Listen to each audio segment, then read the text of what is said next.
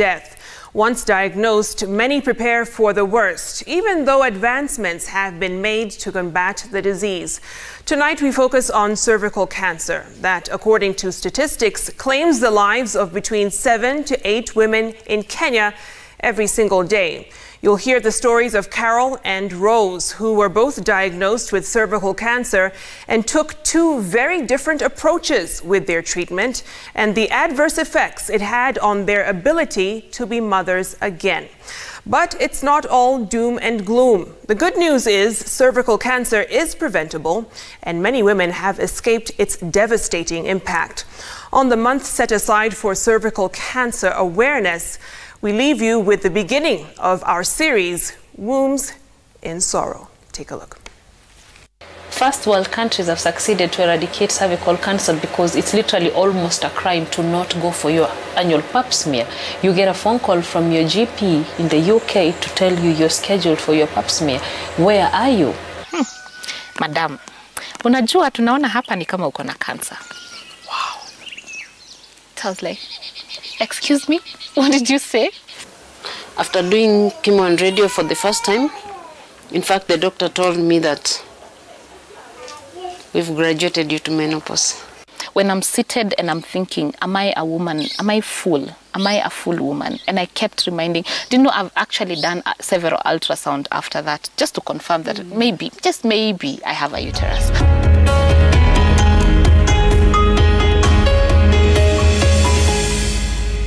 The examination room. Many avoid frequenting this place for fear of getting unwelcomed news. Well, in December of 2012, Carol Nganga, who you are just about to meet, took a random pap smear test in a room much like this one. The results would lead to a life-changing experience. Wow, this is beautiful property. Thank you. I mean, it's so serene and calm. Thank you. And I get why you come here and have the organic farm here. Yes. But the journey started well before all of that. Yes. Take us through when you found out that you had cervical cancer. It was in 2012. My birthday is on 29th of December. So every year I purpose to do something for me. So 2012 I had said I will gather courage to go and do pap smear. Of course, I had never done a pap smear. So I just walked in, did my routine screening, and I remember I just walked in and I told the doctors, just do anything, screen anything that you can find. So I didn't have any symptoms, I wasn't sick anywhere. So I did my pap smear and I left. I wasn't sick. Wow. So I never checked my results until around 3 weeks later when I was passing by the hospital. I walked in, I told them my name, they got my file, and they took 30 minutes, but then they were just talking amongst themselves and they were moving up and down. At some point I got angry. I was like, people, can you give me my results? It's late. One of them is the one who came to me with a paper and just looked at it. I remember she looked like this. Madam, unajua tunaona hapa ni kama uko na cancer. Wow. I was like, excuse me, what did you say? Well, we can't tell you, you have to see the doctor. I was like, so where is the doctor? No, the doctor is off for the day. I just got so angry. I got so angry. I told them, give me my results. I went out and I went home. So I decided I need to do second opinion, third opinion, and I left the office up and down. In a nutshell, I did, I think, 5 different opinions because I couldn't believe. Wow. And sadly, after 7 days, all the results came positive. And this time it had progressed. It was, they said it was CSO0. I think in layman's language, that is stage 0 of the cancer. So I was sent for HPV DNA tests. There are the tests in and out of hospital like for 2 months. And around February, on Valentine's Day is when they confirmed that indeed I have cancer. Wow. Next step of all this is treatment, which you had several options available. What was presented to you and what did you eventually decide on? One thing I knew, one thing, Victoria, I'll tell you is, just like any other young person, I was ignorant about cancer. So at this moment, the doctor has told me I have cancer. I had no idea. But there's one thing that I knew. There's this thing called chemotherapy. I did not have an idea what it was, but I knew it was really bad.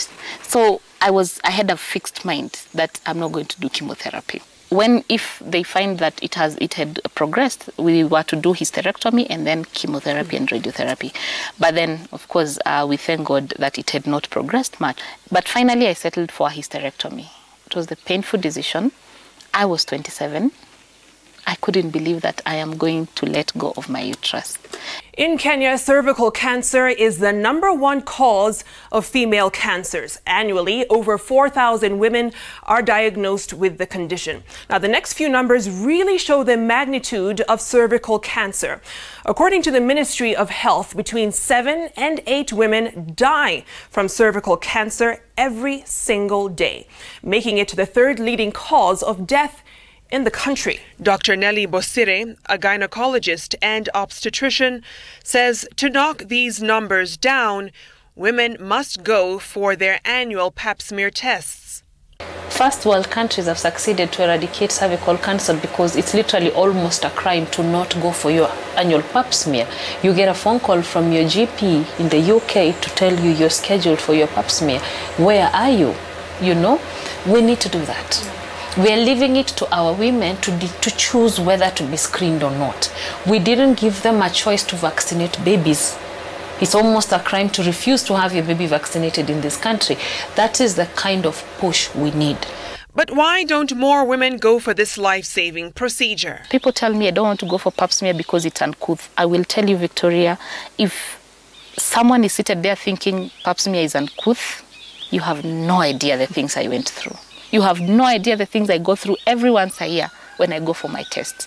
Doing colposcopy and biopsy and all these things, pap smear is nothing. Cervical cancer is a malignant tumor of the cervix, which is the lowermost part of the uterus. It requires a medical diagnosis known as a pap smear. This is the cervix, this is the whole uterus, and this is the cervix. And when we do a pap smear, we're just basically picking out cells from this area. So the cancers now start from, and then will now invade upwards and all the surrounding structures around here.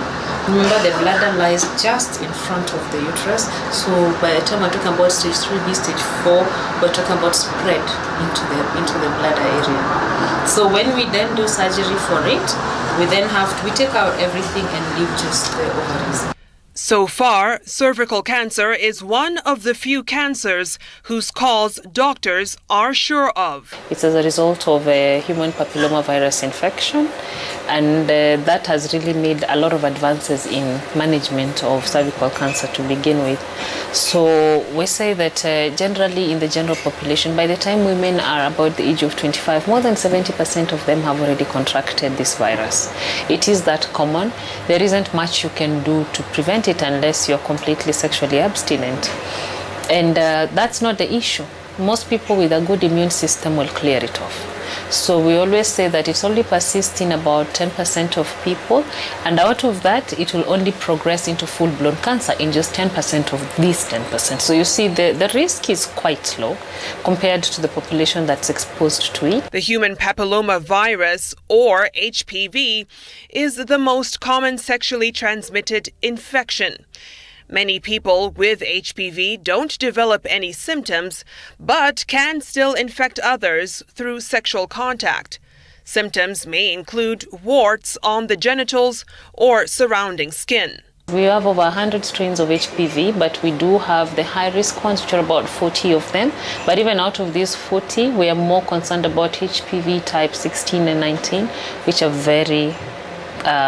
they've been declared the most virulent in causing cervical cancer. Though cervical cancer often doesn't manifest symptoms, in a few cases, like that of Rose Chiedo, bleeding and pain in the pelvic area are often signs. When I went to the hospital, I was told it's a urinalysis. They did urinalysis and they told me it's a urinary infection. So I was given antibiotics and I went home. Then after some time it came back. I went back to hospital. So this time round I was given strong antibiotic. But after a while again it came back. So when I went back to the hospital, I was told now I have to do a pap test.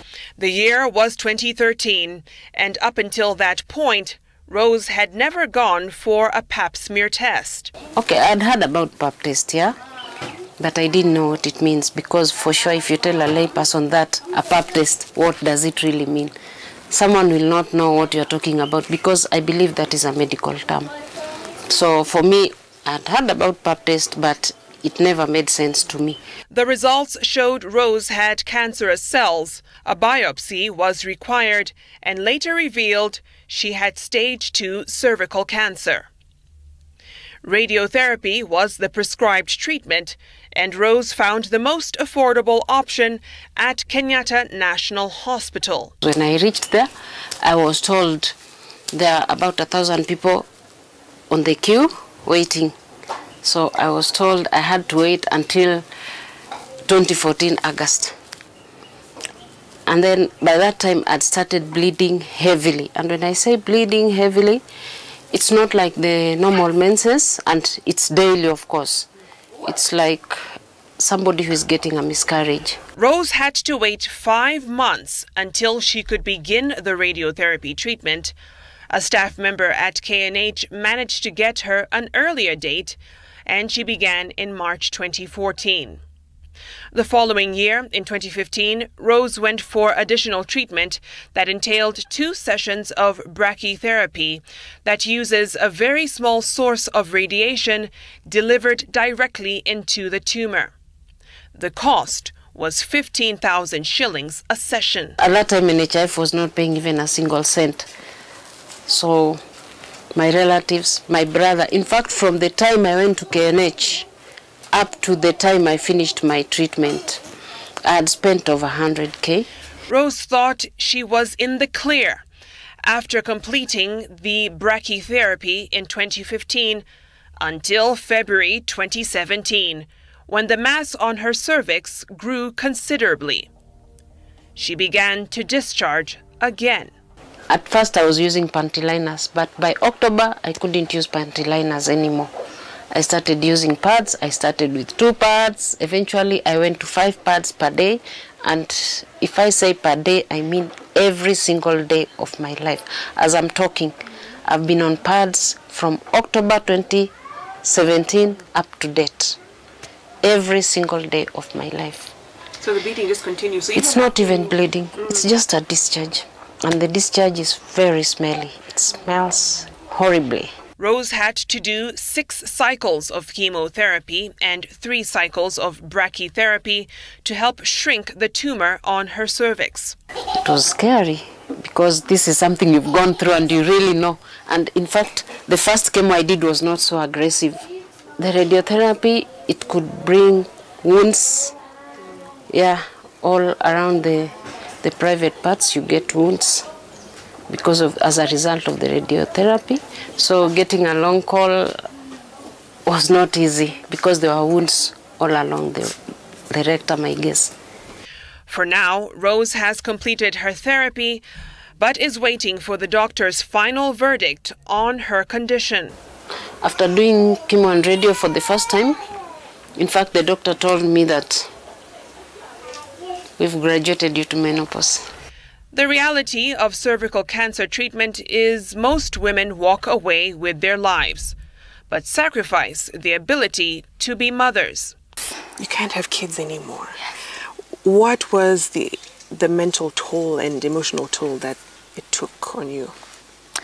I love the fact, the way you've put it, that it was physically I didn't have a scar, but psychologically, emotionally, I had the greatest scar. It took me until 2017. Those are 5 years.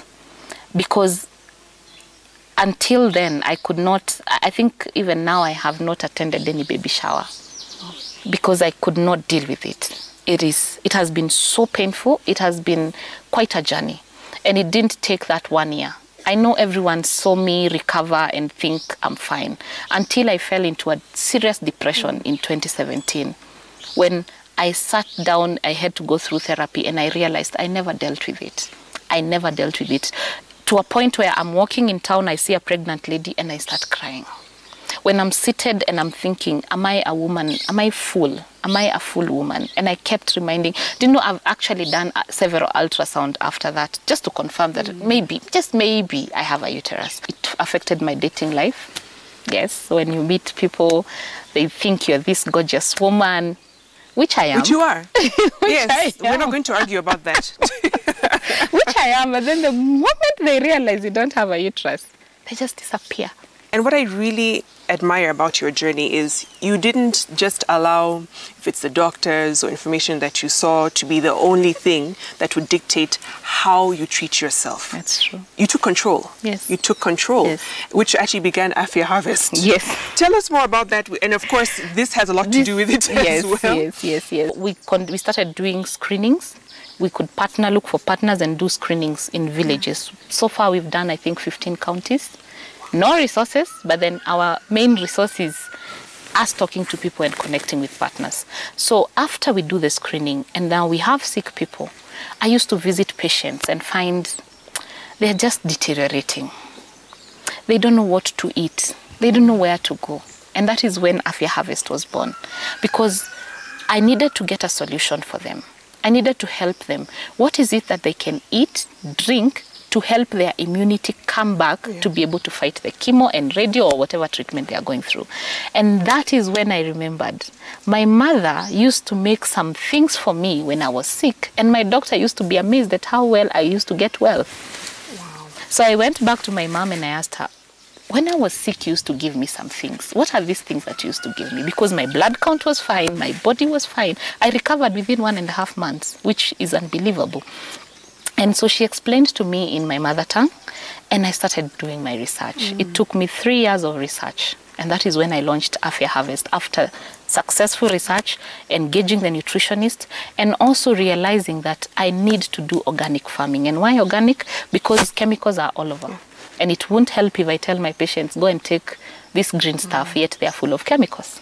So Afya Harvest is a program that educates the society on the role of nutrition in disease prevention and management, not just cancer. So literally taking us back to our roots. Yes. So what are some of these things, just in a practical sense? Because like you said, you're growing up, you see weeds, Yes. at least what you perceived to be, but Yes. actually very beneficial. Yes, we can actually begin here. Okay. These are, I don't know, I see these things being sold, and growing up, we got these fruits. These are very delicious and very rich fruits. Yeah, it's very rich in vitamin C, but it's wild. It's yummy, right? Look at that. Very rich in vitamin C. And the way we run to the pharmacy to get these vitamin C pills, you know? Yes, so my farm looks very, like it has everything, because to us, everything here is nutritional. Yeah. And like, for example, if you need that vitamin C and you get from the gooseberry, from all this mint, from this is terere, amaranth. And something interesting, when we were growing up, we used to wonder why my mom used to cook. I know most people only cook the leaves. Yeah. So my mom used to get these things and just chop them and cook, and you're like, oh. But now today, after my research, I learned that the seeds are very rich in calcium, proteins, and fiber.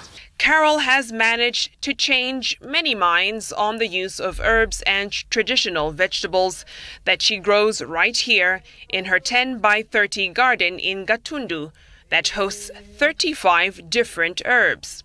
Though Carol has managed to find a solution from the earth's soil, Dr. Bosire says prevention is one of the biggest fights women can put up against cervical cancer by vaccinating against the human papilloma virus.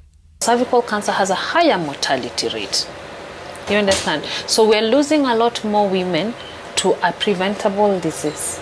We have NHIF. It is giving you $500,000 to treat cancer, cervical cancer. But you only need, like, what, 12,000 shillings to vaccinate. So it's a no-brainer, you know. When we're saying we're going to give you NHIF to school-going children, the high school children, can we consider that we vaccinate them as part of requirement that once you enter Form 1, can you be vaccinated? Ideally, we want to vaccinate these children in class 4, 5 because we say we want you vaccinated before you are exposed to HPV.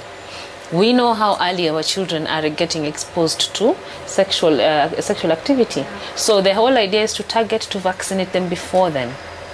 The push that gynecologists and pediatricians are having is, can we incorporate these vaccines in the childhood vaccines? Both Carol and Rose weren't as fortunate to combat HPV in their early years and consequently know the pain and stigma that comes with cervical cancer, but rest in the assurance that they can take control of their health. The most I can do right now is just leave it to God and trust in God and have confidence that all is well. Because basically one of the best ways of treatment is acceptance, because this is the situation and it's something that I cannot change within a fortnight. So I just have to let nature take its course and see what happens with time. But meanwhile, life has to move on. It is not always sad, it is not always tears, it is not always pain. Sometimes cancer brings forth purpose. I found my purpose through cancer. Sometimes cancer brings forth love and a bond that you can never imagine. I have worked with families, and when they were diagnosed, they were told they are stage 4, but then God gave them 4 more years, 3 more years, but then within those 4 years, they made the best out of it. I will tell you, make the best out of today. Don't live for tomorrow. My mantra is, I live today as if it's my last day. They lived to tell the tale and now use every waking moment, every breath, to tell other women their stories of how they found the strength to climb out of despair, shame, and pain to emerge stronger, healthier, and wiser.